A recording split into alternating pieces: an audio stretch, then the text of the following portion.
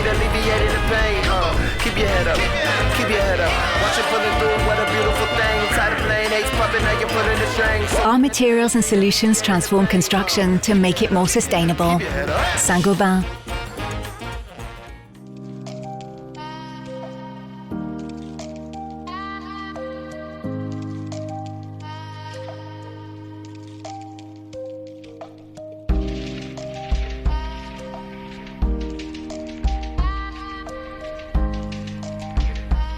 Arquidiálogos.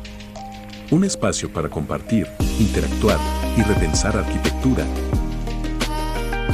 Invitados y temas relevantes, arquitectas, ganadores de Bienal, jóvenes arquitectos, galardonados, proyectos públicos y privados. Bienvenidos.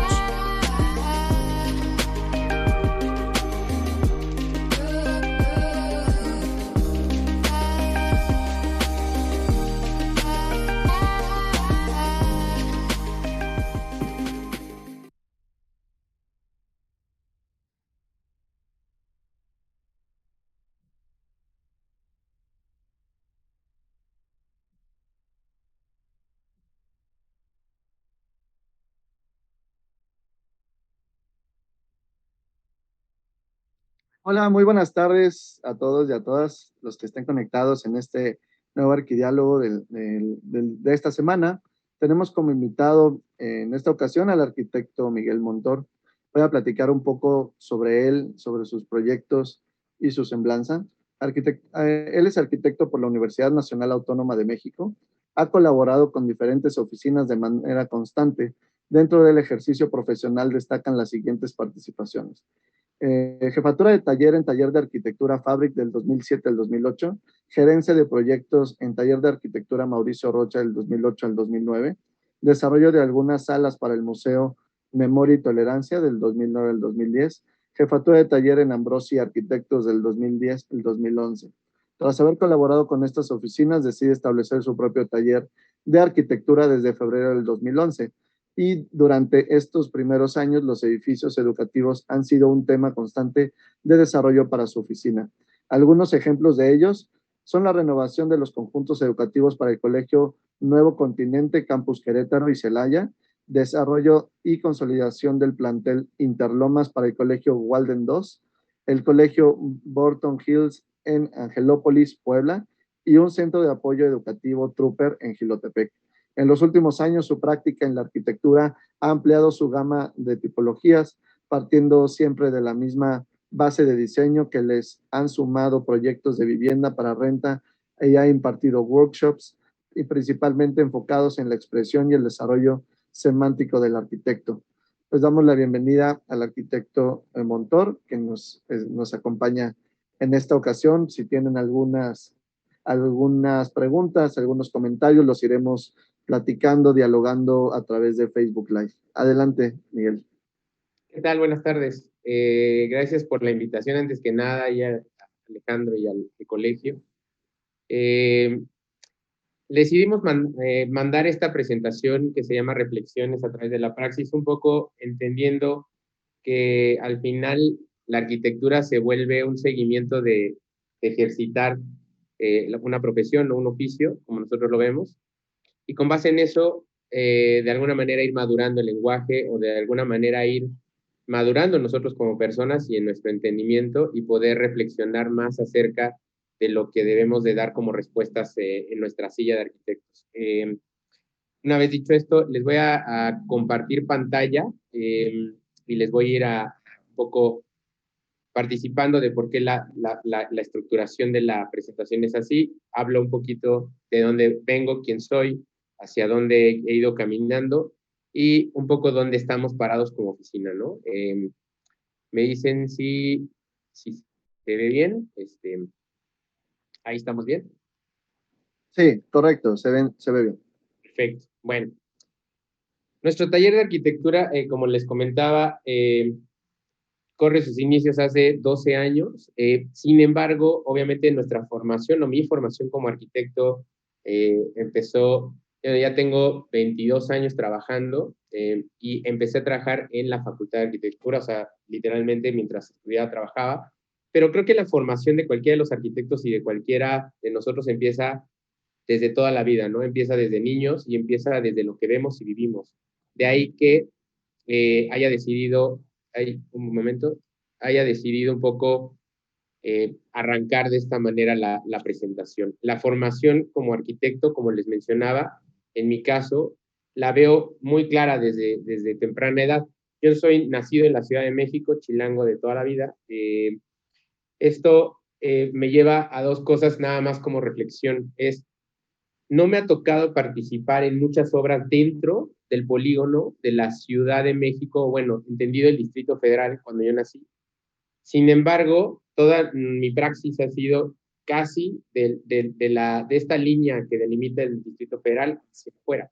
Entonces es como importante mencionarlo porque creo que es una forma, o más bien se está convirtiendo en que ya la Ciudad de México tiene muchos arquitectos, ¿no? Entonces de pronto hay más posibilidad de trabajo en otras partes de nuestra misma república que dentro del distrito. Sin embargo, aquí nací digamos que en el centro del distrito, en la colonia Cuauhtémoc, pero mi mayor parte de la niñez la viví en los bordes. Por eso creo que también he tenido ciertos entendimientos de la arquitectura que ahorita veremos, ¿no? Para mí, cuando me recuerdo o remonto a mi niñez, recuerdo imágenes de este tipo, en donde yo crecí en zonas marginales, podría decir, aunque tuve la riqueza de no percibir si tenía dinero o no mi familia, porque era niño al final del día, ¿no? Pero mi día a día fue entender estas partes de ciudad, estas partes donde casi todo es monocromático, donde prácticamente el urbanismo es un tejido de calles reticulares, y donde realmente la arquitectura es prácticamente una autoconstrucción, ¿no? Entendiendo esto, llego como a esta reflexión en donde para mí el entendimiento de materiales y de tejidos urbanos y de tectónica parte por mucho de mi entendimiento de donde yo formé mis primeros años. O sea, ¿a qué voy con esto? Que muchos de nuestros proyectos hoy día yo los trato de manejar con muy pocos materiales. O sea, de alguna manera mi paleta matérica de trabajo es mínima, y siempre detecto las gentilezas que puede tener esto, que casi no tenga acabados la construcción, ¿no? Mucha gente me dice que denota algo frío esto en la arquitectura. Yo al contrario lo denoto cálido, y lo he ido reflexionando, y creo que es un poco porque así crecí y para mí mi niñez fue muy cálida, ¿no? Entonces he entendido que a lo mejor hay una relación entre el cómo entiendo yo los materiales y el cómo yo los fui viviendo en varias etapas de mi vida, ¿no? Estas eran imágenes pues de mi cotidiano de niño, hasta que empecé, bueno, hasta que pasé prácticamente la pubertad. Esto eran los lugares de juego, para mí incluso, de juego, de crecimiento, de ir a caminar a la escuela, en donde yo no veía carencias literalmente, pero de alguna manera las vivía. Esto, con el paso de los años, se ha ido convirtiendo en reflexiones, y esas reflexiones se van manifestando, quiera o no, en mi trabajo como arquitecto, ¿no? Posteriormente a esta parte de mi vida, un poco más, con más color, digamos, empiezo a estudio desde la secundaria en la UNAM, para hacer un resumen. Ponemos esta imagen en donde me toca a mí llevar la carrera, ¿no? Decido estudiar arquitectura, que es una reflexión que tengo después de decidir que quería yo ser un artista plástico. Me llamaba mucho la plasticidad. Después intento, o más bien presento mi admisión a diseño industrial, también logró entrar, pero ahí es donde empiezo por tronco común en arquitectura. Conozco arquitectos que me cambian la percepción de todo, entre ellos Humberto Ricalde, en paz descanse, el maestro don Carlos Mijares Bracho, en paz descanse. Algunos de estos arquitectos me fueron enamorando muchísimo de la arquitectura, o sea, me empezaron a enseñar realmente a ver la arquitectura, a leer la arquitectura, y fue por eso que decidí finalmente ya no ir hacia diseño industrial, quedarme en arquitectura, Y parte de ello fue pues, caminar diario esto, ¿no? Así como trato de explicar que la parte material de los proyectos que hoy día realizo viene de esta reflexión de mi niñez y de casi diría que no es tanto pensado, sino en cómo lo siento. También creo que el aprender arquitectura es de alguna manera un método como cualquier niño adquiere conocimiento, ¿no? Es poco a poco de lo que ve, poco a poco de lo que camina, poco a poco de lo que siente, se va impregnando del conocimiento. Creo que haber estudiado en la ciudad universitaria me permitió leer eso que los profesores me daban en el aula, verlo directamente día con día en mi caminar, en mi andar, ¿no? Y esto se va a notar muchísimo, o sea, insisto, yo y a lo mejor ustedes ven imágenes de los proyectos que ahora hacemos y vemos imágenes de la facultad y de la UNAM y van a ver una similitud muy grande. Para mí, prácticamente no la veo hasta que analizo esto muchos años después y siento que estoy empezando a sacar de alguna manera ese diccionario que me dejó la universidad y que me dejó el andar en estos lugares y que me dejó profesores, incluso como Gustavo Padilla, que nos hacían leer y vivir esta arquitectura todos los días y de alguna forma, ahora que trabajamos y que estamos en el día a día en proyectos, salen esos recuerdos, salen esas palabras, salen esos recursos y creo que es como muy notorio ahora, después de 12 años, 13 años de taller, insisto, creo que se empieza a reflejar eso muchísimo. Yo vivo alguna parte importante, ya pasando a la universidad hacia acá, en un barrio en el sur que se llama San Ángel, de la Ciudad de México, en donde van a empezar a ver cómo esta parte de la universidad, conforme estas calles de San Ángel, conforme aquel gris, aquellos materiales grises de inicio, empiezan a conjugarse y empiezo a notarles cierta línea que las une, que a lo que he llegado es que esa línea es la línea de pensamiento, que es la que realmente unifica estas vivencias que tenemos cada uno y es lo que realmente nos involucra en un lenguaje arquitectónico a cada uno de los que ejercemos, ¿no? ¿Qué me daba San Ángel? Me daba estas calles empedradas, me daba esta historia en cada esquina, esta voluntad tectónica pesada o masiva, esta sensación de seguridad. Eso creo que se va sumando y lo vamos a ir viendo posteriormente en los proyectos. Me toca trabajar durante varios años con el maestro Mauricio Rocha, que me dejó muchísimas cosas, entre ellas un gran cariño como amigo y para mí siempre fue como una parte fundamental en mi crecimiento. Me dio muchísima confianza cuando trabajé con él, me dio muchísimas oportunidades, me las sigue dando y creo que es a quien más agradecido le puedo estar en mi formación hasta el día de hoy como arquitecto y creo que muchas de sus soluciones y de sus palabras se ven reflejadas también en mi praxis actual, presto que pues, era mi profesor, ¿no? Era mi maestro. Entendiendo esto, creo que hay cosas que he ido rescatando de maestros y profesores. Esto que lo mencioné de don Carlos Mijares Bracho es clarísima, esta voluntad matérica que tiene en la tectónica de su trabajo, ¿no? Entonces, creo que la geometría, el regir geométricamente los edificios, los espacios, el saber dónde uno quiere proponer que la gente se quede, en dónde nos dejamos llevar porque el edificio siga proponiendo que caminemos en él, que lo descubramos. Creo que eso viene de don Carlos y se lo agradezco muchísimo. Y hoy día no es que estemos diciendo para nada que trabajemos y hagamos arquitectura a estos niveles, pero creo que mucho de ello se quedó en nuestra praxis. Así es como voy a empezar a dividir en 3 grandes rubros nuestro trabajo, un trabajo seleccionado, mucho está terminado, mucho sigue en obra, pero aquí es donde ustedes en cualquier momento, si gustan interrumpir, está más que abierta la barra, pero ahorita lo que voy a hablar es de los proyectos en los que yo creo que de inicio casi no me cuestionaba muchas cosas, o sea, tiraba las líneas, daba respuesta a las problemáticas, prácticamente cada uno de estos proyectos es la contestación directa de un programa arquitectónico y que de alguna forma en mi inconsciente, venía yo, en mi subconsciente, perdón, no fue inconsciente, en mi subconsciente, traía esta paleta de soluciones de donde estudié y por quién las estudié. Y creo que esa es la manera natural y orgánica de cualquiera de nosotros al empezar a ejercer algo o al empezar a hacer algo. Las primeras respuestas que damos son casi sin racionalizar y vienen muy directas de lo que hemos vivido. Después conforme vamos madurando, vamos racionalizando las cosas y eso nos permite dar respuestas, no diría yo más certeras, pero sí más finas.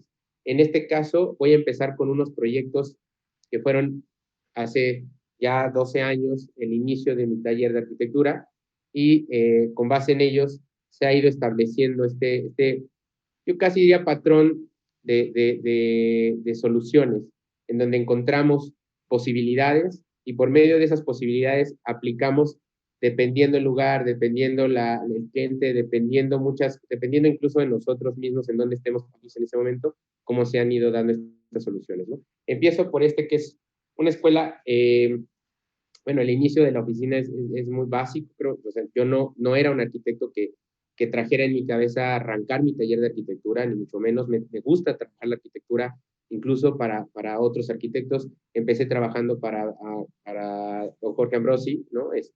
Después trabajé para Mauricio Rocha, he trabajado en museografía, regresé con Jorge Ambrosi y posteriormente llegan a mí estos proyectos educativos por parte de quien ahora es socio de la oficina, es mi socio, y decidí tomar esta oportunidad. Se me dio la oportunidad y empezamos a trabajar estos cortos ejercicios, perdón por la lluvia, en donde, por eso es que arrancamos con escuelas, ¿no? O sea, que esto que mencionaba es porque cayó a la mesa, cayó en mi vida, cayó la oportunidad de generar escuelas. En ese momento no tenía yo socios, era yo un contratado para hacer esto. Se me invitó a hacer estos proyectos y estos proyectos que vamos a ver los hice casi para estas escuelas prácticamente como un soporte de arquitectura, ¿no? No tenía yo este taller de arquitectura en donde ya tuviera gente trabajando, era prácticamente yo con una impresora y muchas ideas y gente que me tenía confianza, ¿no? Entonces arrancamos así estas escuelas. Esta pequeña escuela ha sido, me parece, el principio de lo que ha ido sucediendo en mi carrera y es simplemente un ejercicio muy pequeño, es un ejercicio de aproximadamente 340 metros cuadrados, en donde era el segundo ejercicio que me daba esta escuela como oportunidad para trabajar. Es una preparatoria en Celaya, Guanajuato, y lo que se me pidió fue generar una preparatoria, pero lo que en realidad se me había pedido de inicio era construir 3 aulas y unos baños, a lo cual pues, la respuesta creo que de todos hubiera sido la misma que la mía, que fue, oye, no puedo construir 3 aulas ahí en la nada, déjame generarte algo que parezca, que se sienta como un plantel pequeño con el mismo presupuesto. Nos tuvieron la confianza para poder gestionar un proyecto de esta índole y este es el resultado. Lo que hicimos fue sintetizar el material y la tectónica para poder alcanzar lo más que se pudiera en su extensión horizontal una intervención arquitectónica. ¿A qué voy con esto? Con los mismos pesos, lograr lo más construido. Eso ha sido, creo que, la tónica desde este día hasta la fecha de cada proyecto. No así, siempre intentamos construir muchísimo, pero creo que con los mismos recursos o con los recursos incluso estudiados para no gastarlos por gastarlos, llevar una economía en cada trazo, hemos buscado cada solución. En este caso creo que fue la enseñanza de las más grandes para esta terminología, en donde constructivamente el edificio responde a esta economía. Se utilizan 2 materiales, que es un bloc de cerámica hueco para poder embeber la estructuración de refuerzo. Esto nos traía 2 cosas. Por un lado, y ese creo que también es un camino que ha seguido la oficina, por un lado, nos gustaba no ver esos refuerzos y por otro lado, economizábamos porque esos refuerzos no necesitaban ser cimbrados. Entonces, de alguna manera, como anillo al dedo, cae un sistema constructivo en donde utilizamos el mismo bloc para poder tener los refuerzos y nos permite limpiar el edificio y mantener este lenguaje casi de 2 materiales únicamente, el salón y las losas, tanto superior como inferior, ¿no?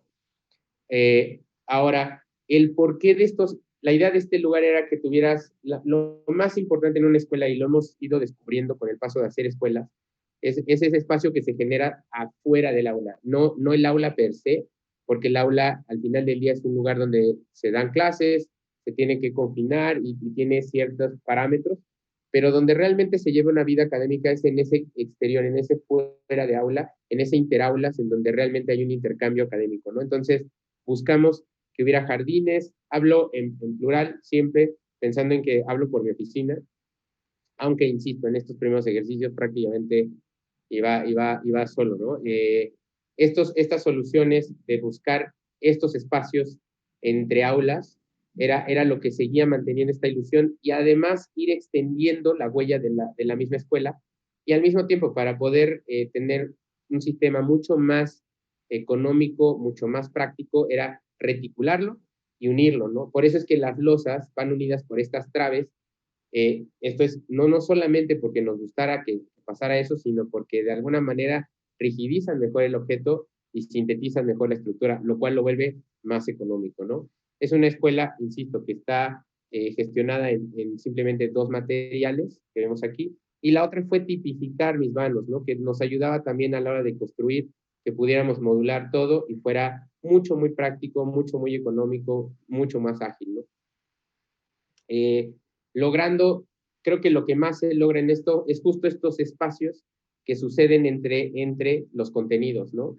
Estos los cubrimos con unas pérgolas prefabricadas de concreto, que lo que nos ayudaba era tener este juego de sombras que no era, otra vez, no era por ver la sombra, sino por gestionar que la temperatura bajara y poder invitar a la gente a que realmente estuviera afuera. Entonces, creo que como análisis, por lo menos en mi caso, me queda muy claro hacia dónde me gusta trabajar la arquitectura. Es hacia lo que yo pongo me permita o le permita a la obra ofrecer o tener una oferta de espacios cómodos, de espacios en donde uno quisiera quedarse, sin dejar de lado que he entendido también con el tiempo que no todos los espacios son para quedarse, ¿no? Parafraseando un poco ahí a don Carlos Mijares, unos espacios son tránsitos y otras demoras, ¿no? Me parece que el resultado, en mi opinión, fue muy bueno en ese momento. Hablemos de que es mi primera, segunda obra. Digo, no que lo hagamos mejor ahora, muchas veces hasta creo que no hemos aprendido mucho, pero creo que se manifiestan muchas curiosidades, muchas inquietudes que tengo como arquitecto en un mismo proyecto, ¿no? Aquí se notan estos espacios que les hablaba. No tengo, literal, me gusta mucho entender que es posible hacer arquitectura en cualquier contexto. No necesitamos tener los grandes paisajes. Es más, yo creo que el 80-90% de los arquitectos tenemos que trabajar en contextos así. Muy pocos les toca iniciar, ¿no? Ponerlo en lugares donde no hay contextos. Entonces, qué mejor que poder editar, enmarcar, trabajar eso que se ve o que no se ve de un proyecto. Y así estos patios, de cierta manera, enmarcan lo poco mucho que había en este lugar. Parte importante es que, si se fijan, hay un interés que nacía en esos años de que la estructura tuviera un orden, que se sintiera dónde está cada cosa. Y hay una repetición de estos gestos en la arquitectura, de lo que va de aquí a la fecha, en donde ustedes van a ver cómo se repite estos detalles donde me gusta invertir a veces las estructuras, o sea, me gusta que trabaje la trae por arriba para tener unos lechos de losa mucho más claros, mucho más limpios, ya sea en concreto, en acero. Me gusta mucho más trabajar el concreto por todo esto que les comenté de dónde vengo, pero no tengo ningún problema con el acero, ¿no? O sea, me gusta también trabajarlo, pero estoy muy identificado con esta gama cromática, con esta escala. Me siento muy, muy, muy cómodo, ¿no? Y creo que este proyecto de alguna manera expresa esa comodidad, porque estoy hablando aquí a alguien de 29 años, ¿no? Haciendo esta escuela, que para muchos a lo mejor es alguien muy joven, para muchos es alguien muy viejo, porque ahora empiezan muy jóvenes a trabajar ya, a poder empezar sus trabajos, ¿no? Paso a otro proyecto, una primaria. Si me quieren ahí interrumpir, Alejandro, adelante. Sí, quería leerte unos saludos de Aldo S.A. Dice, me da mucho gusto verlo, Arqui Montor, en el Arquidiálogo. Un placer haber aprendido de usted. Saludos. También le manda saludos la arquitecta Alma Caballero.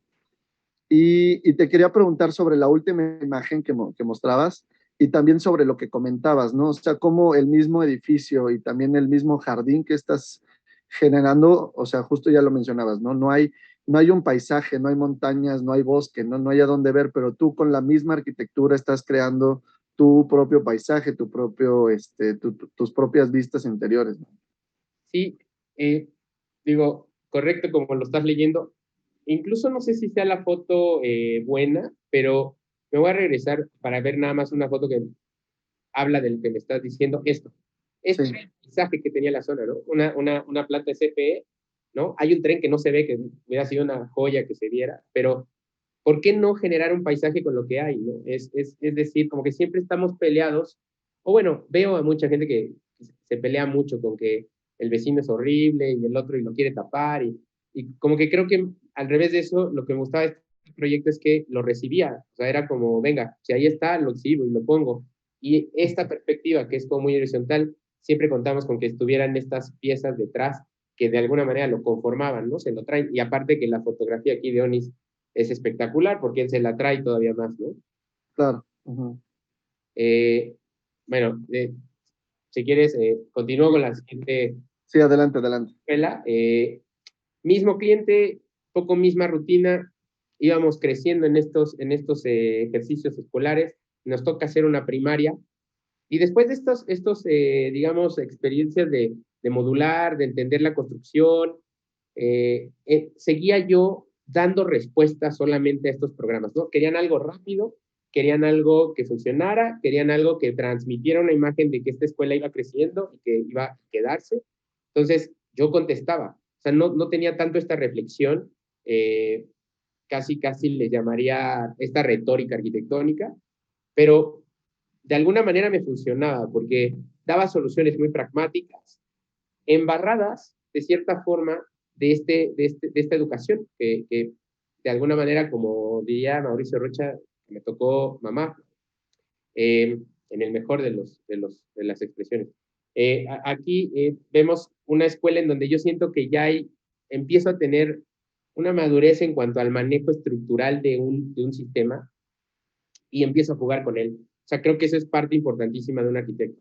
Cuando empieza a manejar algo, es un poco más tímido, es un poco más cuidadoso. Cuando empieza a manejarlo de una mejor forma, empieza a saber cómo juega con el mismo sistema sin salirse de la regla, ¿no? Aquí la modulación de piezas prefabricadas fue lo que me llevó al esquema, en donde yo ya de alguna manera detecto que los espacios abiertos entre aulas son los realmente importantes. Entonces le voy dando importancia a esos lugares y eso me va a dar la geometría y la estructuración y el esquema de la escuela, ¿no?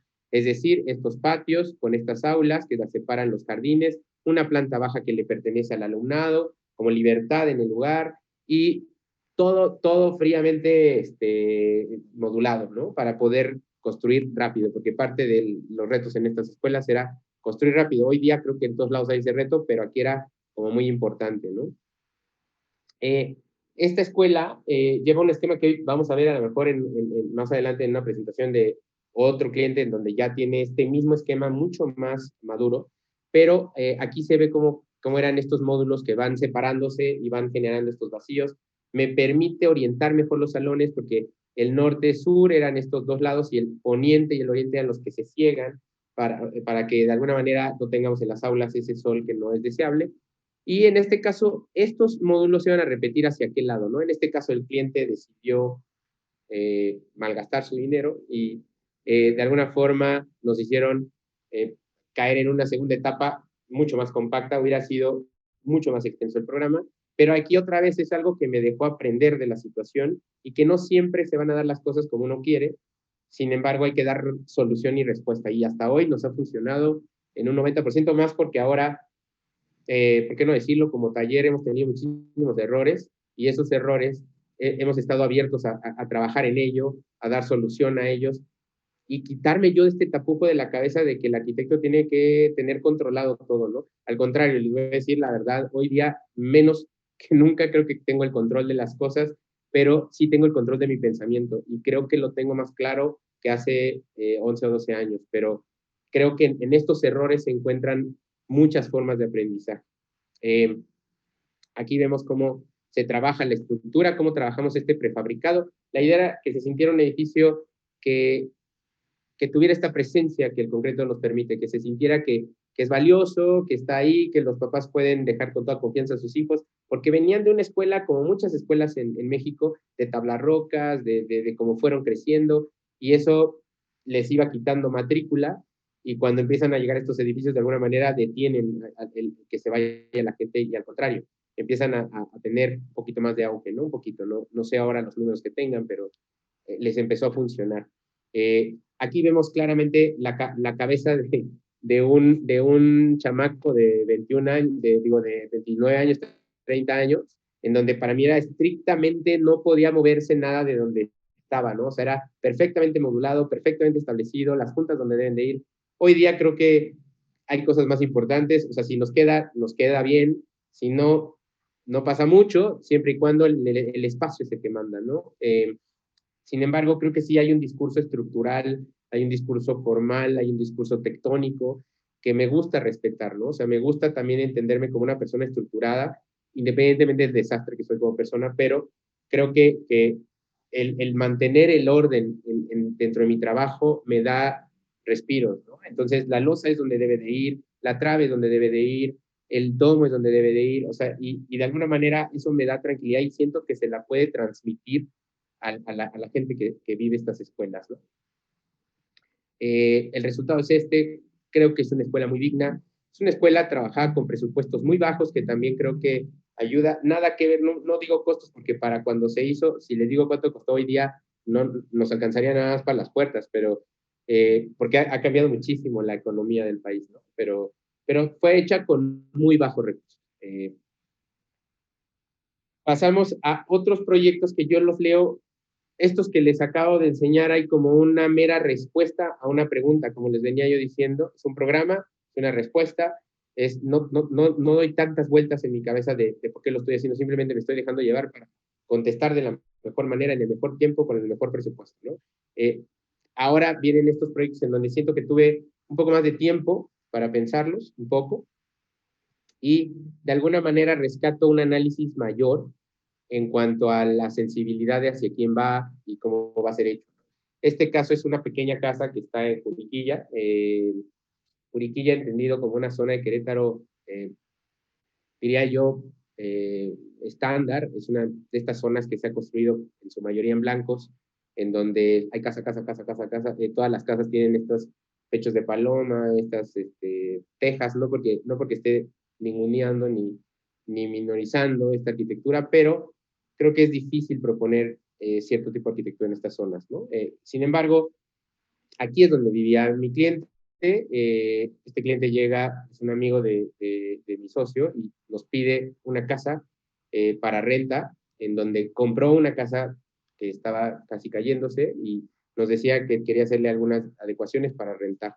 Nosotros presentamos un proyecto y lo que decide el cliente es que se presentaba con una inversión más grande. Hablemos de inversiones de casa, o sea, tampoco es que fuera esto estratosférico, pero para él en ese momento pues, era más dinero de lo que tenía pensado gastar. Y una solución que él pensaba era, ok, yo me voy a vivir ahí y mi casa la rento, ¿no? Entonces ahora sí le puedo yo invertir un poco más de dinero con más tranquilidad, porque va a ser para mí, decía, ¿no? Entonces, lo cual nos pareció buenísimo porque íbamos a hacer una casa para alguien en particular y no para rentar. Propusimos, el juego de volúmenes de esta casa responde a las volumetrías que vienen en esta zona dándose, que son a 2 aguas, a 1 agua, y que tienen un reglamento, una reglamentación que prácticamente nadie respetó, pero que ahí existe y que está, y que pues de alguna manera nosotros teníamos que regirnos de ella, ¿no? Y entendíamos que esta casa se construía en Juriquilla, que es lo que les decía, y Juriquilla, pasándonos un poco a la historia, eran haciendas, ¿no? Eran unas haciendas de principios del siglo pasado, en donde la mayor parte de la constructividad la tenía el adobe, la madera y de alguna forma los muros encalados. Entonces de ahí tomamos mucho el patrón de qué materialidad debería de tener esta casa, dejándonos de lado estas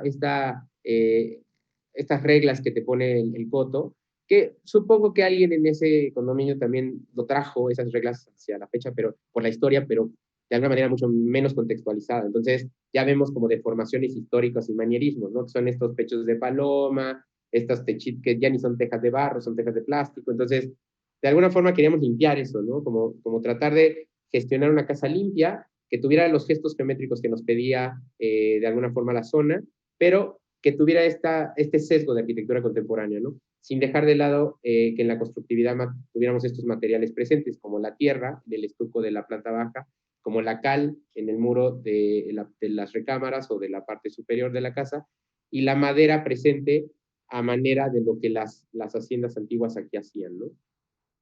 En los interiores manejamos este mismo estuco de tierra y lo subimos a los vestíbulos, trabajamos una cromática cálida, poco en contrapunto de esta blancura que te permitía, más bien que nos dejaba la zona y que aparte nosotros la acentuábamos con esta cal. Queríamos que los interiores se sintieran un poco más cálidos, ¿no? Logramos unos plafones de madera, algunos marcos, y cosas como aquí se logra ver, es de las pocas casas que con este metraje rescata un zaguán, ¿no? O sea, esto que ven aquí en la entrada, la puerta está más atrás, aquí porque el fotógrafo decidió abrir la puerta, pero realmente es un paño más atrás la puerta, lo cual nos permite generar un zaguán, ¿no? Esta parte en donde yo ya llegué a tu propiedad, pero todavía no entro en la casa, ¿no? Entonces creo que de alguna manera nos llamaba la atención trabajar con esta conceptualización del zaguán. Nos permitía este buffer de que casi la arquitectura moderna yo diría la arquitectura moderna no lo tiene. La arquitectura contemporánea ya empieza a ver otra vez este regreso a los espacios intermedios entre el uso, el visitante y el uso. Hay un buffer que lo recibe y luego te deja entrar. Esta casa tenía este pequeño buffer y luego ya podías entrar a la casa, ¿no? El resultado me parece que es una casa limpia, que habla de una familia. Le dimos un volumen a cada parte de la familia. La parte baja es la parte de todos, la parte pública.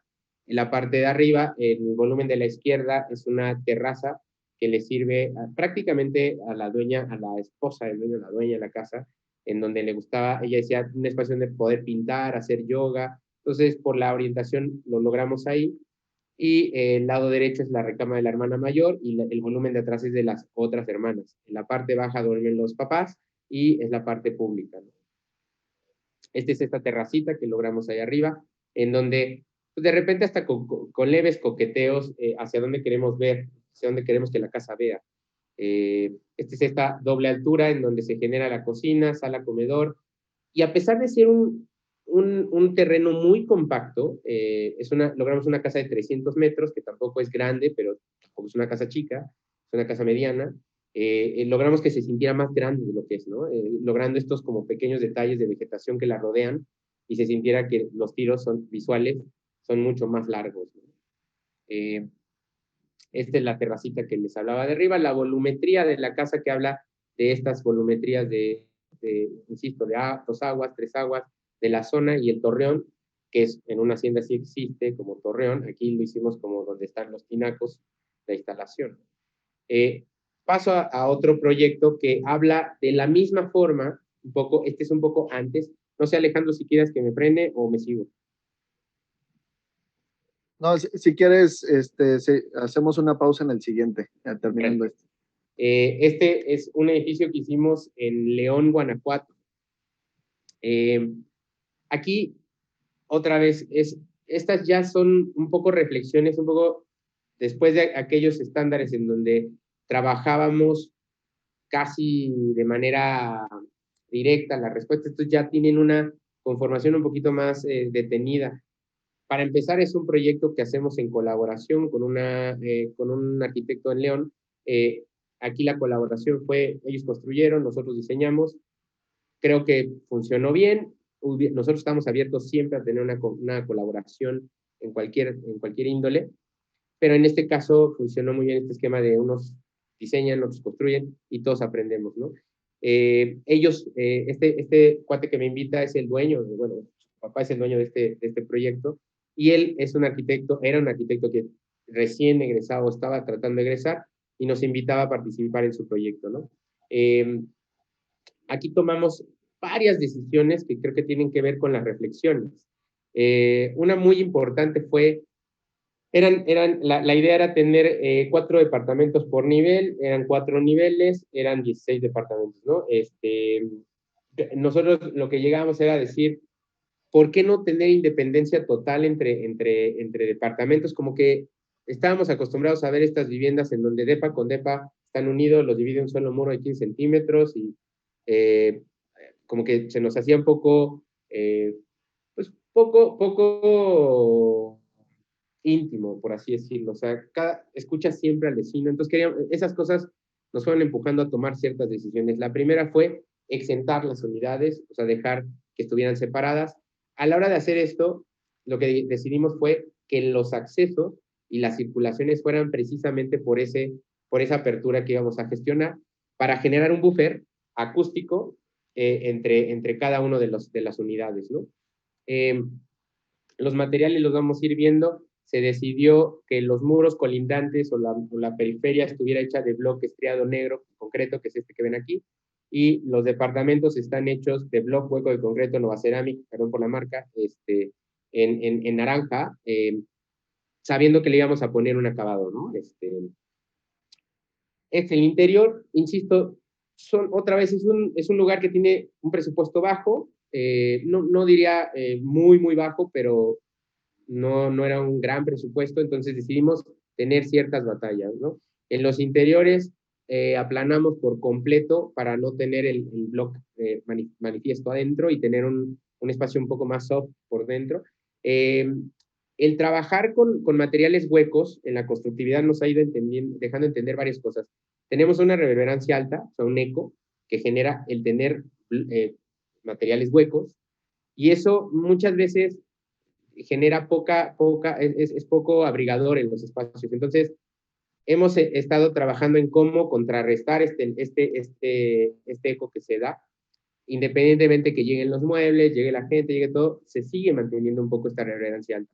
Entonces, aquí tomamos una decisión de poner unos plafones de madera en las salas comedor, que los muebles fueran de madera también, los muebles fijos, y en el exterior lo vamos a ver, mandamos unos plafones también de madera en pasillo, y mandamos unos pisos de piedra volcánica, y bajaron muchísimo, muchísimo la reverberancia del lugar. O sea, al mismo tiempo que nosotros estábamos gestionando, le hacíamos un tubo entre depa y depa, sin querer estábamos incrementando ese ruido, esa reverberancia, y además el material. O sea, a la hora de que trabajamos estos materiales, redujimos el rebote de sonido, y créanme que estos pasillos se vuelven mucho más íntimos, o sea, son casi, te invita al silencio, ¿no? Y eso a mí en lo particular no me deja de sorprender que tú, de alguna manera, hasta delimitas o de alguna manera invitas al habitante a su acústica, manejarla. Me recuerda a las iglesias, me recuerda a cómo la arquitectura te dice baje la voz, sube la voz, pero bueno, se logra. Lo demás es este acabado que le dimos a los muros, que es, al igual que vimos el encalado de la otra casa, en este caso es prácticamente el mismo principio, es un estuco encementado con base de cal, con algunos selladores, y lo que hicimos aquí fue meterle la tierra, el tepetate, para poderle dar esta cromática. Esta cromática lo que se nos hacía interesante es que hablaba del color de la tierra de León y de en realidad de muchas partes de León que son como hacia el ocre, hacia la tierra, ¿no? Hacia el terracota, por así decirlo. Aquí vemos estos pasillos que de alguna manera nos van conduciendo hacia los departamentos y de alguna forma provocan que haya encuentros entre vecinos, que también se nos hace interesante. No tenemos fotos ya con vecinos porque estas fotos fueron antes de que fueran habitados, pero el encuentro es fortuito, es bueno, hay una vida vecinal, lo cual nos alivia un poco este sentimiento de vecindad. El general del proyecto es unas geometrías muy puras, en donde nos gusta, o me gusta muchísimo, la verdad es que trabaje la estructura y se vea cómo trabaja la estructura. La losa la detienen estos muros portantes. Estos muros portantes a su vez tienen estos dobleces en donde generas esta seguridad de sentir que el edificio es mucho más seguro, pero independientemente de eso, te ayuda a que en su orientación no le entre el sol de plano en estos vanos, ¿no? Y la otra es ir tejiendo, tener este hilo que nos logre, esta columna que nos logra tejer ambas losas y te permite ir de alguna manera tejiendo toda la estructura, ¿no? Casi es un urdimbre tectónico este edificio y pues prácticamente todos los edificios que hacemos, ¿no? Aquí también no hubo un paisajista, trabajamos el paisaje nosotros, un poco como pudimos, no somos maestros en este tema. En la parte baja le mandamos unos prefabricados de concreto incrustados entre esta gravilla para poder delimitar la zona donde los coches se iban a detener. Subimos el edificio en un basamento en primera instancia para separar la escala del que habita con el que llega en coche, y en segunda nos permitía también alojar ciertas instalaciones abajo. Y nos daba este elemento basamento que para mí es muy importante en la arquitectura. Paso a lo que ahora entendemos, o sea, entendimos que primero da respuestas, luego entro en unos proyectos donde tenemos ciertas reflexiones, y esto nos ha llevado a algunas reflexiones en donde mucho de ello llega a una traducción para nuestra praxis por medio de un entendimiento de materiales que se ve manifiesto en cada uno de los proyectos. Aquí tenemos una maravillosa postal que nos deja ahí alguien de la oficina, la arquitecta Karen, que se puso a trabajar con esto, y nos permite dar un resumen gráfico de nuestro trabajo, de mi trabajo, en dónde estamos, en dónde hemos pasado, y de alguna manera esto se va a ver manifiesto en los proyectos actualmente, ¿no? Del lado derecho vemos la preparatoria de la que hablamos. El siguiente imagen de la derecha hacia la izquierda es un detalle de Casa Rivera en Juriquilla, en donde la constructividad nos lleva a que no rompamos con los elementos constructivos, sino dejémoslo ser. En el centro tenemos esta voluntad geométrica de una plaza que está en un museo actualmente que estamos haciendo de pirotecnia, en donde dejamos que la geometría sea labrada por el mismo material. En la siguiente hacia izquierda es este edificio de León que veíamos con este detalle que va tejiendo, va gestionando este urdimbre tectónico. Y hasta la izquierda tenemos un esbozo de un comedor satelital que tenemos en la planta industrial de Trooper, de una marca que hace herramientas. Y ahí ya entendemos el concreto pigmentado, la separación de elementos para gestionar un vano pequeño, el cómo la losa no precisamente y el suelo tienen que ser del mismo material. Creo que entre la primera imagen de la izquierda y la última de la derecha hay una similitud que no podemos dejar de ver, ¿no? Que son la separación de elementos por constructividad. Eso es nuestro taller hasta hoy día, y creo que entendemos así nuestros proyectos.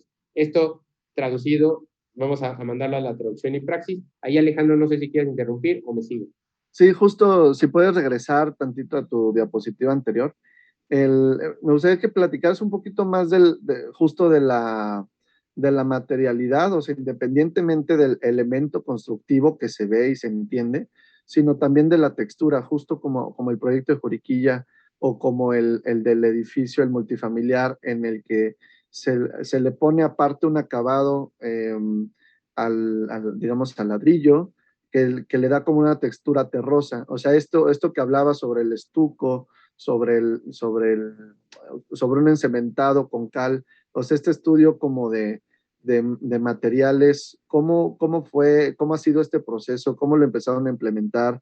¿Tienen algún especialista? ¿Fueron prueba y error? O sea, o ya es una mezcla que ya la conocías. ¿Cómo ha sido? ¿Cómo llegaste justo a estas que parecen hasta pinturas naturales, pero sí tienen, o sea, se entiende que hay un proceso y un entendimiento de un elemento prefabricado, que no es una arquitectura vernácula, sino que estamos entendiendo ya una arquitectura contemporánea a través de unos elementos constructivos que vienen de un proceso, de un tren de maquila, ¿no? Y que después aún así le das una textura acorde al sitio, textura cromática. ¿Cómo ha sido esto?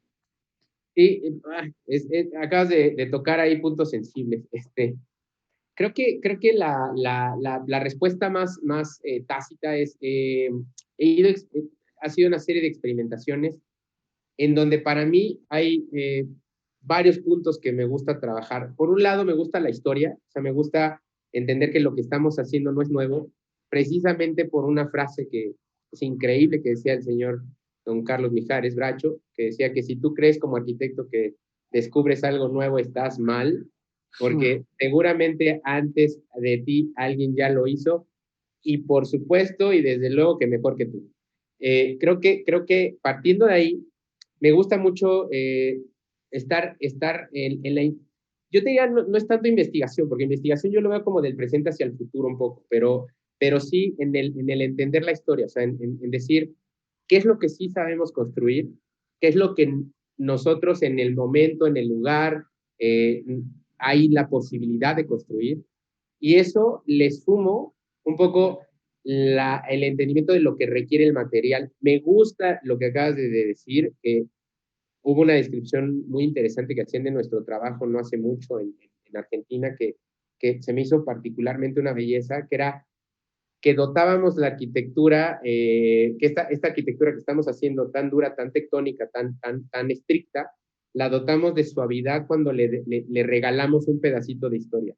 Y eso, así, me explotó la cabeza cuando me lo dijeron, porque es un poco lo que hacemos, nada más que no lo vemos con esa poética tan increíble con la que me dijeron, porque lo que hacemos es regalarle un poco a esta nueva, a estas voluntades constructivas que traemos como necesidad y como tiempo, le regalamos un poco de lo que somos. Y en ese regalar un poco de lo que somos, creo que nos hemos encontrado. Yo en lo particular, ahí me encuentro de una manera mucho más amable, en donde estos estucos, en el caso del estuco, me permiten brindarle al proyecto la mano de quien lo está haciendo.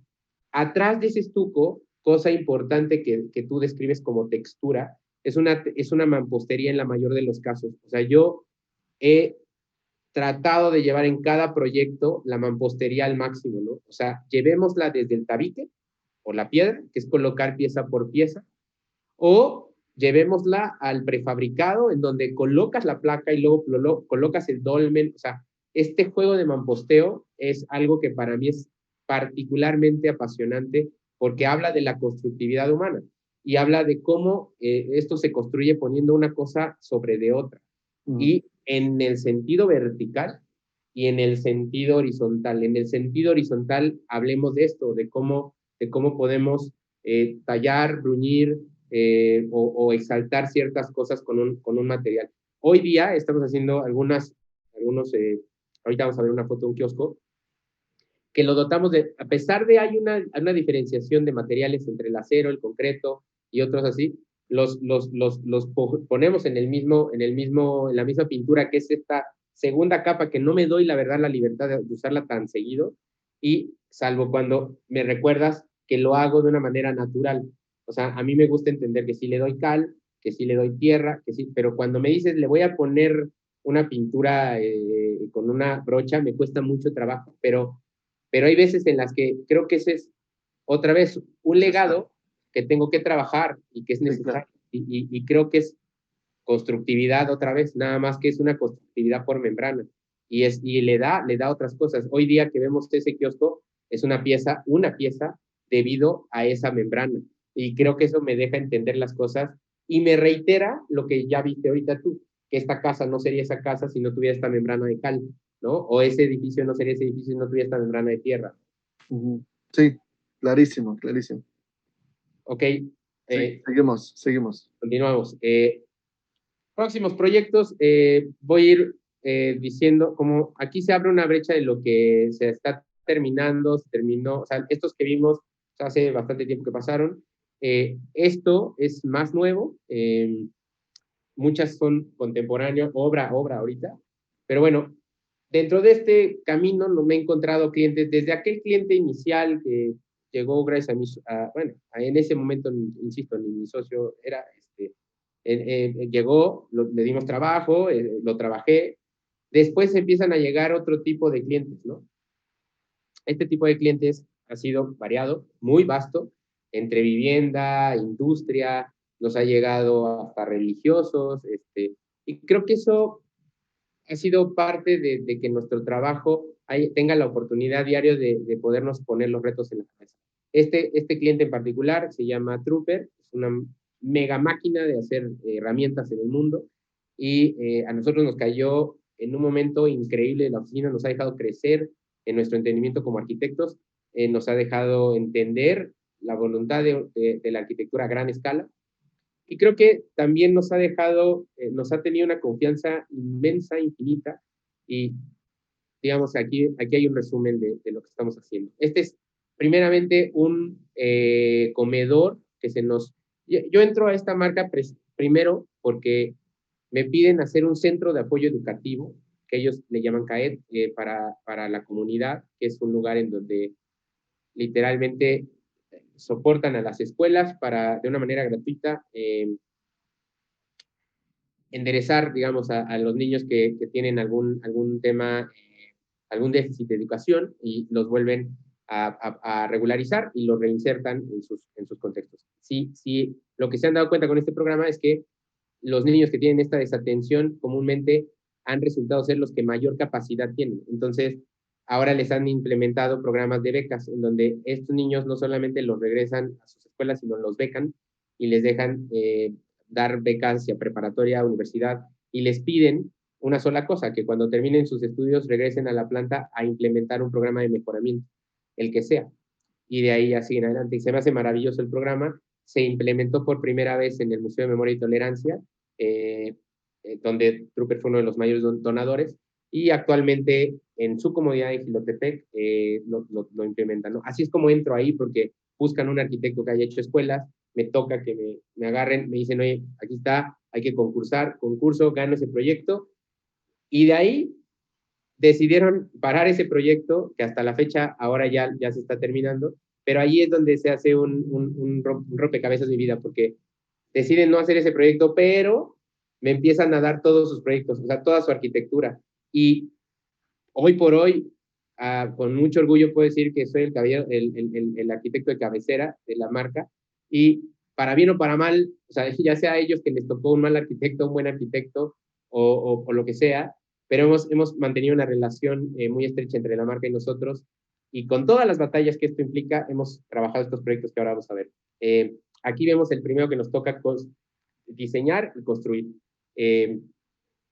Es un comedor para trabajadores. Aquí, ¿qué fue lo que pasa? Me piden un lugar en donde dentro de la planta tienen varios comedores. Es muy grande la planta, son muchas hectáreas. Entonces, los trabajadores de la industria, digamos que trabajan 24 horas al día, los 365 días del año. Entonces, durante las 24 horas hay varias veces en las que cada turno va a comer. Entonces, digamos que son los restaurantes más grandes que yo he visto. Nos piden este primer ejercicio, que es satelital, es un comedor, le llaman ellos pequeño comedor, pero para nosotros es inmenso,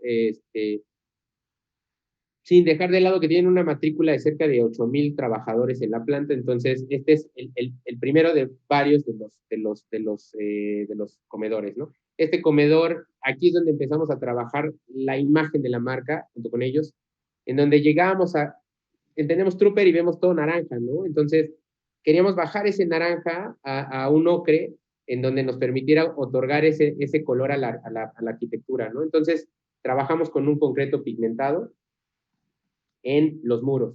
Esto nos permitió generar una serie de pabellones que tuvieran esa tonalidad, que se me hacía muy interesante ver, hacerlos bajar a que ese naranja se podía convertir en constructividad, pero en otros tonos, ¿no?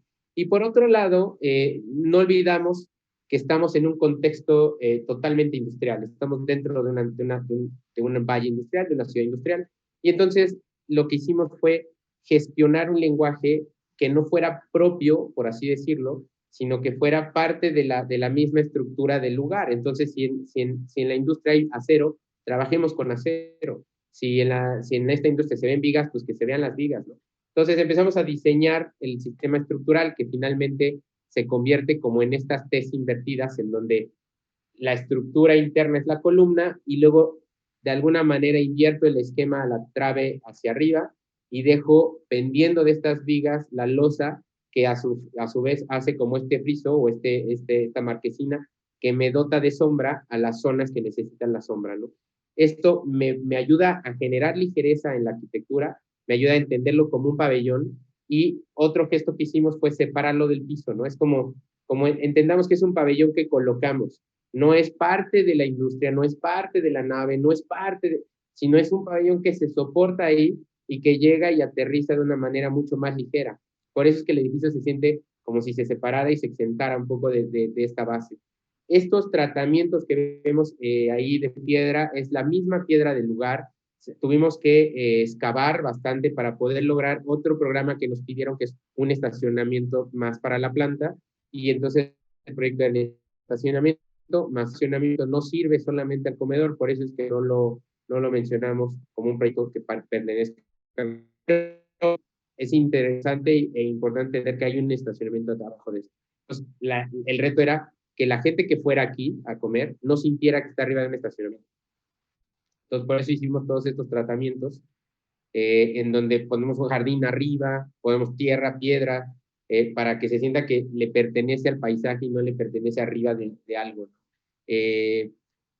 Por eso es que estas vigas se ven, eso es lo que les digo, dejo que se expongan los elementos estructurales para exaltar que estamos adentro de una industria, y por otro lado, minimizar los peraltes de muchas cosas, para sentir que es un pabellón muy ligero, a pesar de su altura, que esto tiene 4 metros de altura en su interior. En la parte trasera, que es por donde llegan todos los alimentos, jamás habíamos hecho un restaurante de estas magnitudes, entonces cuando nos dicen todo lo que requiere un lugar de comer para tanto comensal, nos damos cuenta que la cocina es igual o más grande que el lugar completo, ¿no? Entonces, es esta gran caja de concreto que la que lo dota del color, y es por donde llegan todos los alimentos, se va toda la basura, y es la que sirve, ¿no? O sea, de alguna manera es un pabellón que habla, pues muy como me enseñaron, del espacio servidor y el servido, ¿no?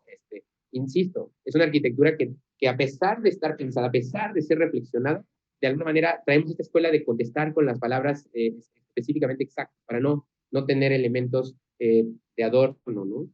Estas vigas que vemos arriba son la estructura de la cual está pendiendo la losa, por eso es que no solamente se ven, sino las tratamos de alargar un poco más para que fueran una especie de peines que se ven, que están presentes en el diseño del lugar, ¿no? Y que de alguna manera son los brazos que están deteniendo estas bolsas de concreto. Estos son los interiores, es este mismo concreto pigmentado. En algunos detalles tenemos plafones para pasar instalaciones, para bajar las escalas. Es muy interesante cómo funcionan estos restaurantes, porque se tienen que, ahora con COVID aparte más, se tienen que superlavar todas las manos desde entrando varias veces, y de ahí parten a pedir sus alimentos y después se van a las salas de comensales, ¿no? Pero creo que es muy importante, aquí ya hay un lenguaje en donde para mí es muy claro qué es lo que sostiene, qué es lo que no, tectónicamente hablando, pero también hay una búsqueda espacial muy interesante en donde ya empiezo a buscar muchísimo y a provocar los accidentes. Creo que para mí la arquitectura empieza a sentirse como una acuarela, o sea, le doy el espacio al accidente. O sea, le permito ponerme ahí en unos paños para que la sombra penetre y deje ver que la vegetación está del otro lado. O sea, de alguna manera convivo con dar esos márgenes, ¿no? Este es otro proyecto que estamos construyendo para los mismos clientes, es un deportivo para sus trabajadores, y me parece que se está logrando hacer que el deportivo funcione para toda la comunidad. Que ha sido un paso paulatino con ellos, es cómo hacer que no solamente estos inmuebles sirvan para ellos, sino que se abran a la comunidad, y creo que ahí van caminando. Es un lugar muy extenso, hicimos un deportivo en donde su programa era bastante grande, es una cancha de fútbol soccer, 2 canchas de fútbol de salón, tenemos 4 multicanchas, en este caso son 2 de voleibol, 2 de básquetbol, pero prácticamente es lo mismo. Tenemos 2 frontones, y al fondo, no se ven ahí, tenemos un gimnasio al aire libre y otra última parte donde hay como una parte de paisaje, ¿no? Y la que vemos del lado izquierdo es realmente los talleres, son talleres y gimnasio techado, talleres que son desde, pues, ahorita ya le están dando los usos, pero cuando nosotros lo proyectamos eran posibilidades de yoga, de karate, el mismo gimnasio techado, un poco un wellness, ¿no? Ahora ya le están dando uso a cada uno de estos espacios, y parece que van a ser de de muchas más cosas. Bueno, en fin, aquí lo que hicimos en este proyecto fue excavar, el terreno va bajando poco a poco, no se nota tanto, pero es súper extenso, o sea, ustedes se dan cuenta cuando ven que esta es una cancha de fútbol soccer, son 100 metros, el proyecto en particular ha de tener unos 600 metros de largo, por lo cual para mí era muy importante decidir que no pusiéramos los talleres o este cuerpo a nivel cero, porque iba a ser una pieza casi, por no decir egocéntrica, iba a ser diminuta en el paisaje, ¿no? Entonces, me interesó más cómo poderme adaptar al paisaje de una manera más horizontal y lo deprimimos. Entonces, aprovechamos un poco la bajada del terreno y excavamos para poder generar que esto lo fueras descubriendo poco a poco. Vas bajando poco a poco desde que llegas y te vas metiendo y en algún momento te has contenido por los talleres. Esto, una vez más, aquí ya hay como un discurso, hasta diría yo, con elementos que para mí son interesantes de estudio. La arquitectura prehispánica me llama muchísimo la atención porque creo que ahí están nuestros inicios, nuestro entendimiento horizontal de la arquitectura. Entonces, si nos damos cuenta, esto tiene un emplazamiento muy prehispánico, en donde se entiende que nos interesa mucho más el contexto y cómo nos adecuamos a esas líneas sutiles horizontales que lo veíamos desde el primer proyecto en Celaya. Solo que aquí va más manifiesto, un poco más buscado. Por otro lado, como lo manejé con mi cliente, esto tómalo como un juego de pelota, ¿no? O sea, el juego de pelota es una depresión en donde tenías esto y los volúmenes estaban arriba. Vamos a hacer eso invertido, los volúmenes vamos a hacerlos abajo y los juegos de pelota están arriba. Entonces, a nivel cero están todas las canchas, a nivel menos tanto están todos mis elementos construidos. De ahí llega este proyecto. Y esto es lo que les decía, estos son los kioscos que estamos trabajando allá afuera en el paisaje. Aquí ya hay un poquito el qué pasa si los pintamos y qué pasa si los entendemos como un todo. Y creo que es un acierto, que este acierto viene desde la maqueta y viene desde el cliente, que nos obliga un poco a hacerlo y gustosos de la vida, otra vez, aprovechamos la oportunidad para poder gestionar la experimentación y de estas piezas tenemos 13 en el lugar, entonces se van a sentir como pequeños Calder, por decir un nombre muy grande para lo que estamos haciendo, pero son pequeñas piezas insertas en el paisaje. ¿Qué pasa con esta arquitectura? Que tiene estos gestos prehispánicos, ¿no? Son grandes elementos, no hay una conformación de un elemento, de un edificio que hable de cierta forma. Me interesa muchísimo que la arquitectura o mi arquitectura se comience a separar del arquitecto que hace escultura, a un arquitecto que está comprometido con los espacios, con cómo se gestiona la vivencia del lugar y por medio de elementos, ¿no? Aquí se denota un poco eso, es estos pasajes que de alguna manera no olvido que me encanta la estructuración, que me encanta exhibir cómo una pieza se sustenta de otra, pero si se acuerdan de esta primer foto de la Facultad de Arquitectura, aquí está expresamente esta losa que está pendiendo de otra, ¿no? Y cómo el suelo es el que se va levantando y te va llevando a los lugares. Aquí vemos mucho esto que hablaba del aire un poco prehispánico del lugar. Y también entender que, no sé, bueno, cada día estoy mucho más interesado en trabajar y darle un gran papel, un lienzo al sol, para que el sol haga su trabajo, ¿no? Y se me hace increíble lo que el sol logra, ¿no? De alguna manera lo invitas a pasar en donde tú gustas que pase, ¿no? En estos son renders, es un render. Me voy al centro de apoyo educativo. Gracias a este proyecto estamos trabajando para este cliente, apenas lo estamos terminando, no se te falta como un mes para terminar. Estas son anteriores, algunas. Pero bueno, aquí entendamos, este es Jilotepec, este es parte digamos, el borde de Jilotepec, por así decirlo. Esta es una de las calles que te llevan al centro. Y ellos compraron este terreno que se ve, todos esos árboles de fondo, más este pedacito de aquí. Y me pedían que hiciera este centro de apoyo educativo, por lo cual me daban todo el terreno, decidí solamente ponerme en la primera franja, la que da directo a las calles, y con esto lograba no tocar los árboles que ya tienen lugar.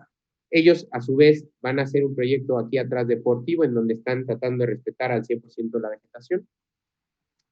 Y entender que la gente utilizaba este terreno para cruzar comúnmente. Ahora ya van a cruzar por la zona deportiva, van a pasar por aquí afuera, pero logramos que toda la pieza frontal se convirtiera en una plaza pública, gente, aparte que el edificio lo pedía, porque el edificio, insisto, es un edificio que brinda la marca para el uso público. Es totalmente gratuito y tiene las funciones que habíamos hablado, ¿no? Este es el esqueleto del edificio, que es todo este conjunto de casas. De alguna manera lo frenamos con el edificio, y de alguna manera estas quillas que vemos aquí hace que pareciera que es como una misma pieza que va y se vuelve a adosar a las casas, ¿no? O sea, entendiendo que se sintiera más este edificio y que no tiene todo este programa aquí adentro, porque es bastante grande, ¿no? Y aquí vemos el esquema que hablamos de la primaria, que es aulas, patio, aula, patio, ¿no? Es llevado a otra escala. Estas son fotos más cercanas a lo actual. Utilizamos otra vez el concreto pigmentado. Este está un poco más cargado hacia el naranja. La foto exagera un poco. La verdad es que es mucho más, no mucho, pero es más bajo que esto. Pero bueno, la idea de esto es esta pieza de arriba, que es los laboratorios, con la parte baja que gestiona la parte de dirección, y toda la parte derecha que son las aulas de atención, y este gran pórtico de acceso que te permite la bienvenida, ¿no? Creo que es un edificio que de alguna manera llegó a nosotros, y otra vez hay como dentro de su emplazamiento, dentro de sus elementos, un aire casi, diría yo, prehispánico, contemporáneo. Mucha gente le pondría un nombre que a mí no me encanta, que es brutalista, que es como una arquitectura con sus elementos constructivos como son y en donde están, ¿no? Logramos trabajar gestos como este, que se me hace interesantísimo, que es cómo hacemos sentir que es una caja que se deposita encima de estas dos y que te genera el pórtico. O sea, mi escuela son 3 piezas. Estas 2 y esta que se genera arriba es un dolmen gigante que te gestiona el edificio, ¿no? Y cómo luego lo vamos implementando y vamos generando estas pequeñas cartelas. Otra vez la estructura se vuelve 100% el lenguaje del edificio. Aquí vemos cómo la entrada se vuelve no una doble, no una triple, sino una casi cuádruple altura. Interesantísimo cómo vamos jugando con las escalas. Insisto, ya aquí yo siento, independientemente, insisto, de que cada día cometemos más errores como constructores, bueno, en este caso no estamos construyendo nosotros, pero pues, cometemos muchos errores, también tenemos muchas reflexiones, ¿no? En este caso, por ejemplo, esta segunda losa es un error del constructor, una mala supervisión nuestra, pero lo aprovechamos y bueno, lo sintetizamos y lo usamos en el proyecto, ¿no? Es de los pocos elementos que no estaban previstos y que creo que no le fueron, no perdimos el edificio, ¿no? Sin embargo, sí hice mi berrinche como arquitecto y muchas cosas, pero creo que es interesante ver cómo siempre estamos dispuestos a aprender y siempre estamos dispuestos a trabajar con lo que hay, ¿no? Este era el render, ¿no? Y aquí estamos llegando, o sea, estamos trabajándolo. Ahorita estamos trabajando el paisaje, que va a ser este que está acá, que literal va a ser unos montículos aquí del otro lado, ¿no? Finalmente llego a unos proyectos de índole pública. Llegamos nosotros por invitación a la Secretaría, al SEDATO, la Secretaría de Desarrollo Agrario y Territorial Urbano. Nos invitan a un programa, a participar en un programa que se llama PMU, que es Programa de Mejoramiento Urbano, en donde se seleccionan ciertas oficinas del país y que actualmente están, son un montón de oficinas, solo que pues van poco a poco dándole a todas las oficinas trabajo, pero está metida medio México aquí y creo que es interesantísimo y creo que cada día estamos empujando a que esto sea por concurso, dentro de los arquitectos que estamos ya trabajando esto.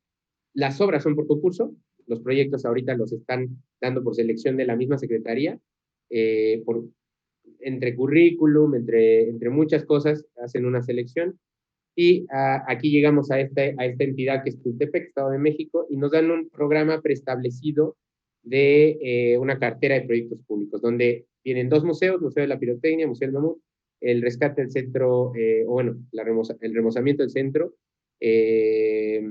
una biblioteca pública, un parque que le llaman Ágora a ellos, y un jardín de niños. Este es el Museo de la Pirotecnia. Aquí son las fotos algo atrás. Gestionando edificios, aquí, bueno, Tultepec es el único estado en México y en muchos lugares del mundo que se les permite la pirotecnia.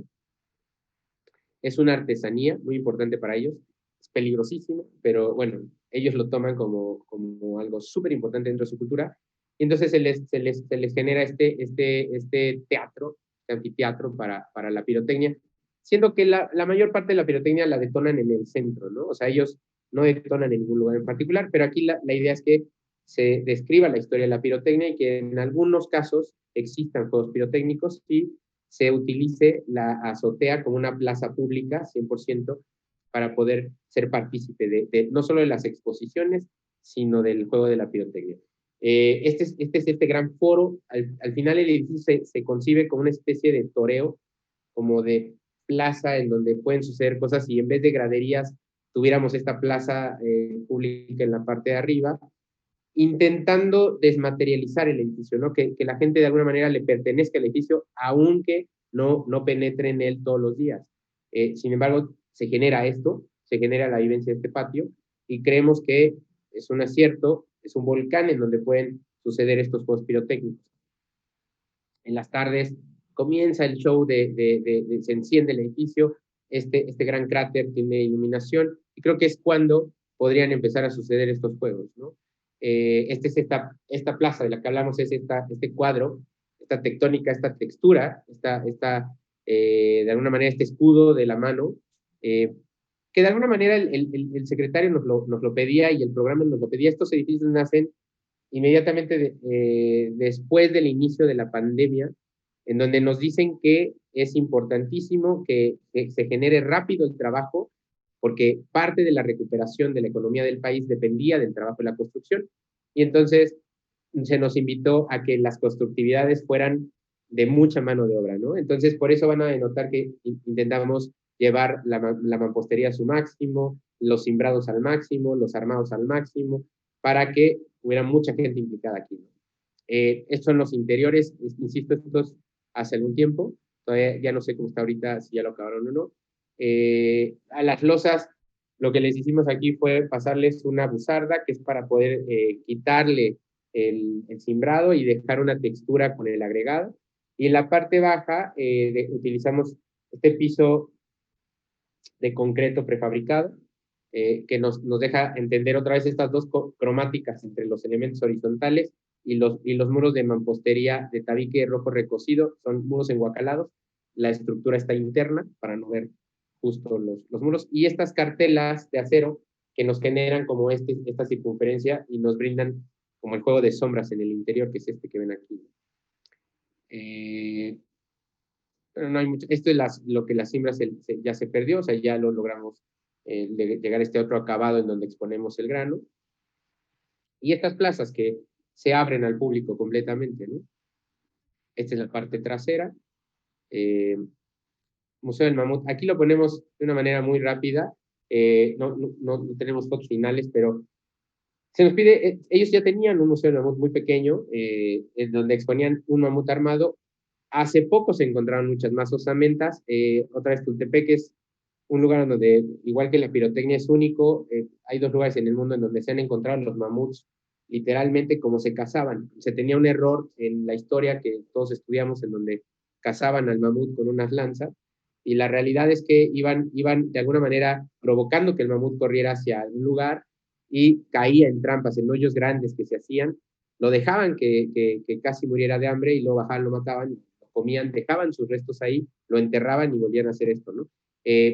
A la hora de excavar se encontraron estas trampas, de ahí que existan estas osamentas de mamut, y lo que nosotros buscamos es que cada sala se sintiera como una trampa de estas donde cayeron, ¿no? Entonces son estos cilindros en donde adentro están las osamentas, y por fuera hacemos este juego de negativo, en donde tenemos estas perforaciones con luz, un poco para hablar de entre el cementerio del mamut y entre la luz que me permite esta dualidad, ¿no? El espacio.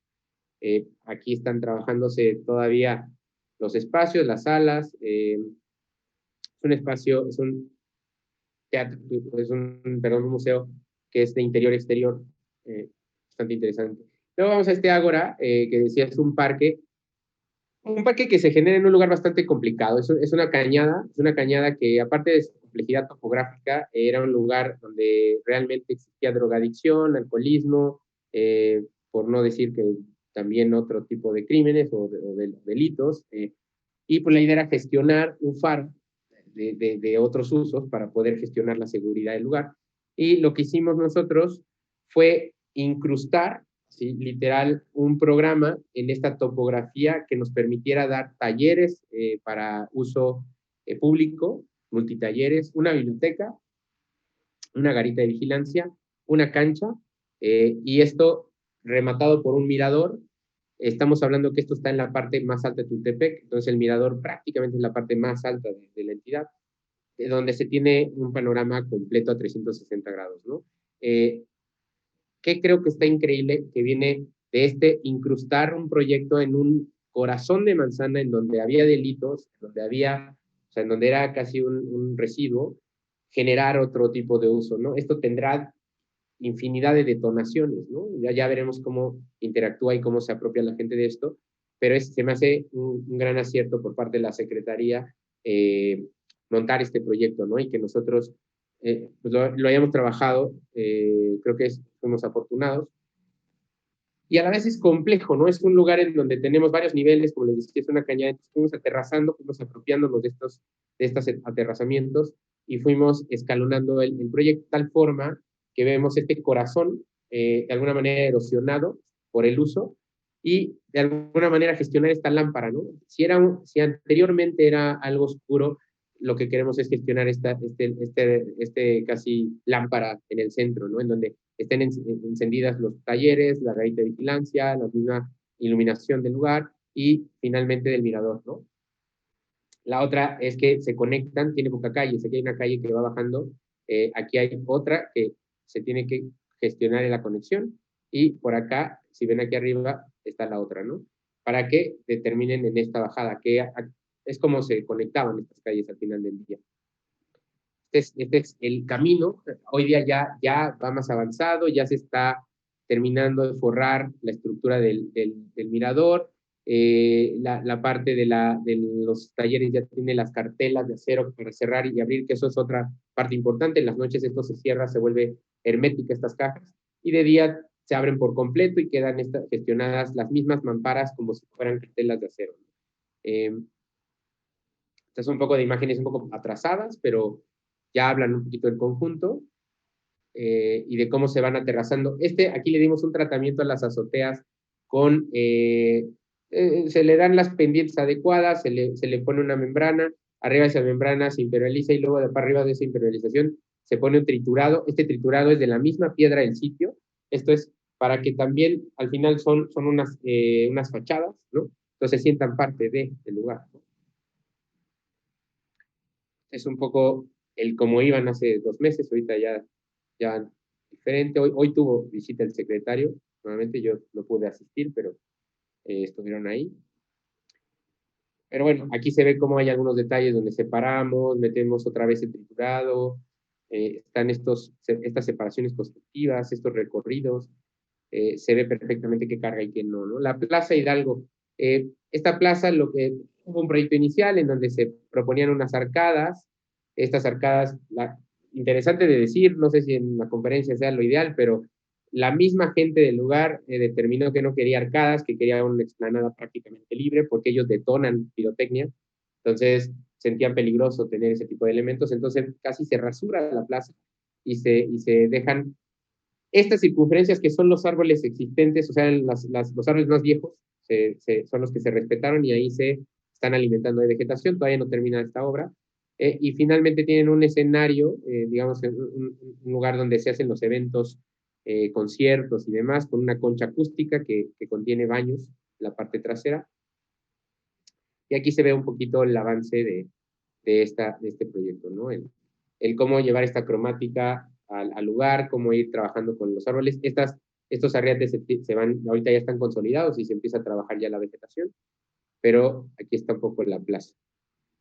Biblioteca se ha vuelto, aquí es una biblioteca pública, en donde lo que intentamos fue gestionar una planta baja libre para poder utilizarlo como una zona de juegos y en la parte de arriba meter los acervos, ¿no? Que aquí se ve.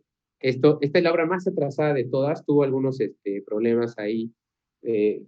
Las obras siempre van heredándose con los constructores, subconstructores, y ahorita ya van por su tercer constructor, y pues va un poco atrasado, pero me parece que a finales de septiembre, principios de octubre, ya también estará funcionando. Son 2 acervos, el acervo de adultos, acervo de niños, una terraza que tiene como un huerto urbano, y toda la planta baja que funciona como una zona de actividades de niños, y un pabellón al aire libre en la parte trasera.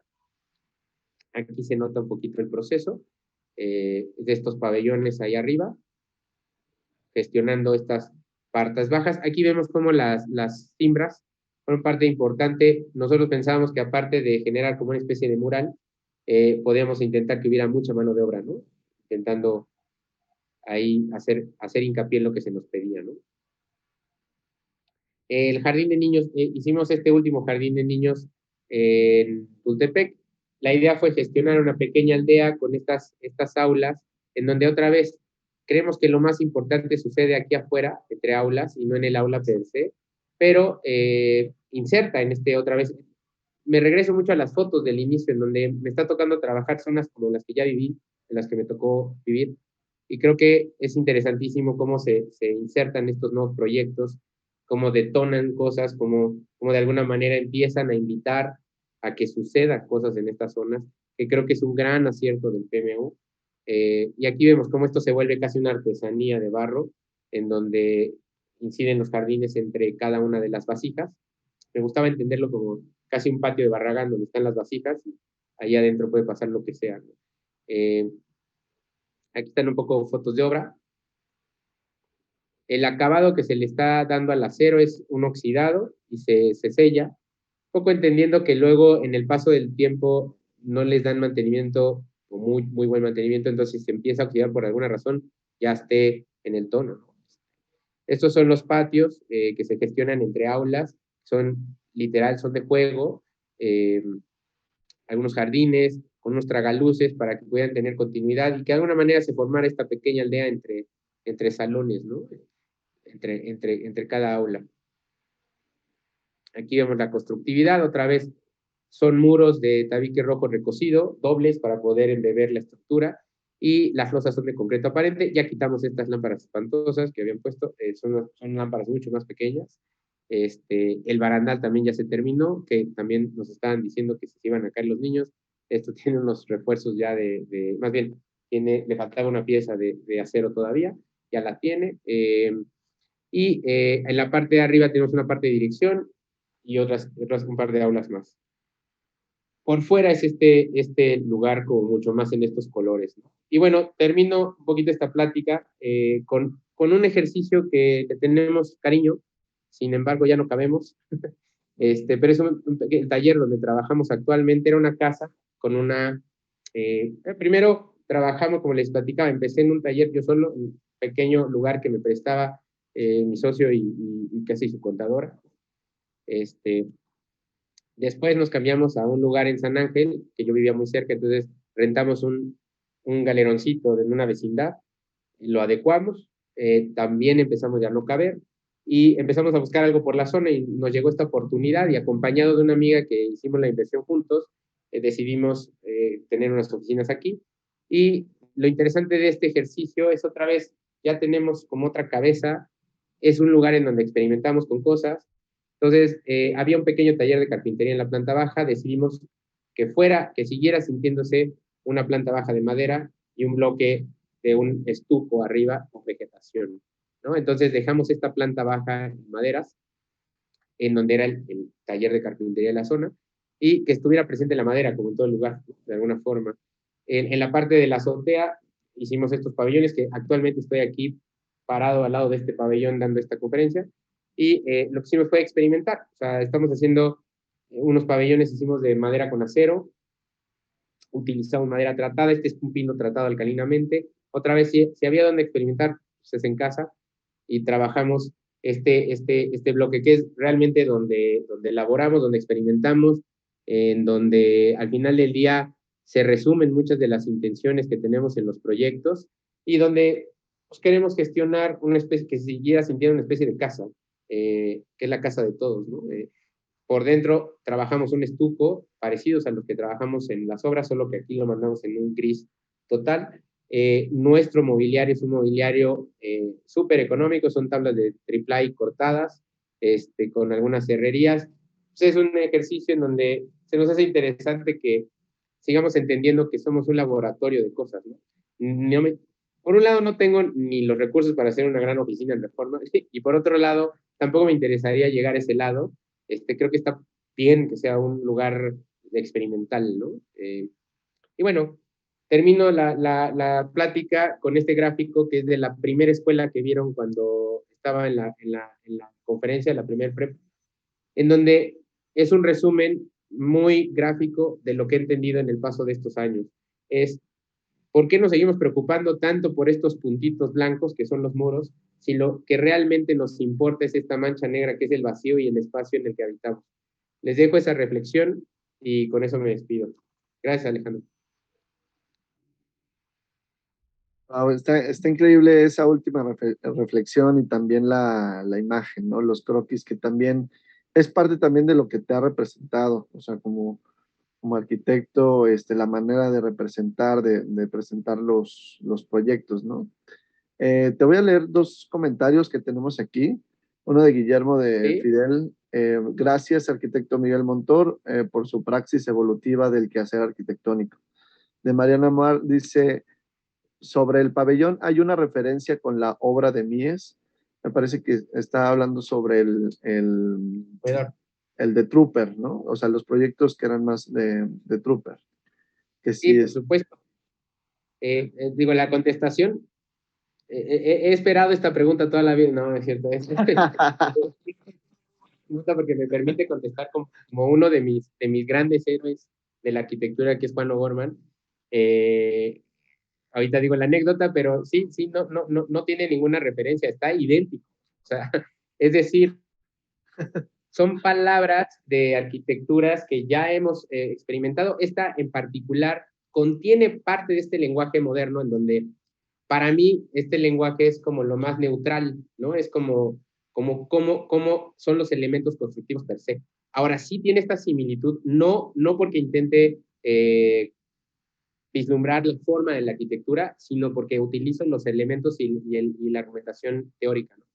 Me gusta sentirlo como un pabellón, y me gusta sentirlo como un pabellón mexicano, que en palabras de don Juan O'Gorman, está metiendo el color a la arquitectura moderna, ¿no? Entonces aquí para mí es un ejemplo, una gotita de arquitectura moderna en una arquitectura en la que no me siento tan cómodo, en la moderna lo puedo expresar, pero que para mí está dotado de muchas otras cosas que se me hace, lo arraigan a nosotros.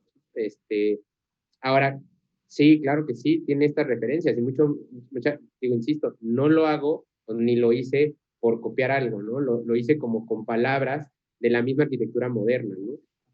Ojalá que tenga algo bueno de Mies van der Rohe, ¿no? Ojalá, o sea, serían, pero si se fijan todos los proyectos que les expuse, a todos les pueden ir rescatando cosas pues de la escuela, o sea, tanto de la arquitectura moderna, por ahí hay algunos, digo, no es un misterio, pero en mi oficina yo tengo a tres grandes ídolos de toda la historia: Louis Kahn, por un lado, Le Corbusier, en otro lugar, Mies van der Rohe, y por ahí te voy a poner a Álvar Aalto, ¿no? O sea, para mí son unos destellos gigantes, y de ahí me voy a Paulo Méndez da Rocha, a Soto de Moura, Álvaro Siza, o sea, el mismo Peter Zumthor. O sea, obviamente con sus reservadas escalas. Hablemos de que nosotros estamos haciendo arquitectura y lo que ellos están haciendo es... Claro, sí, concuerdo. Oye, hay otros dos comentarios, te los digo, de Raimundo Navarro González. Se aprecia un trabajo impecable, así como una gran evolución entre los primeros proyectos y las obras ejecutadas recientemente. No cabe duda que la economía, estética, función y la buena intención del arquitecto pueden producir grandes soluciones a las necesidades de los espacios arquitectónicos.